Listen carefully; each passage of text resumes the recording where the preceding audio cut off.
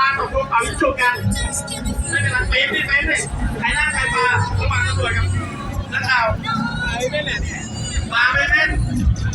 เอาเลยชนะสาวน้อยตกน้ำตรงนี้ครับ1 เกม 3 ลูก 50 บาทปลาตำรวจตรงนี้เลยฮะใครอยากเห็นตำรวจเก่งเลยนะ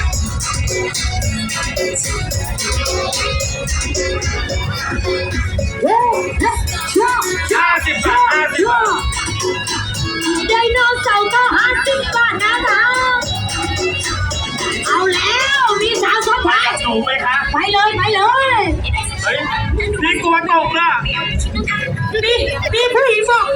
นี่กับหนูไหมครับ เฮ้ยอย่าถูกประโยชน์ พี่ตำรวจหาเจอหื่นกลางค่ะเจอไอ้บ้านกลางค่ะพี่ตำรวจ ไอเราเห็นผู้หญิงขึ้นไม่ได้เลยนะ หมายถึงไง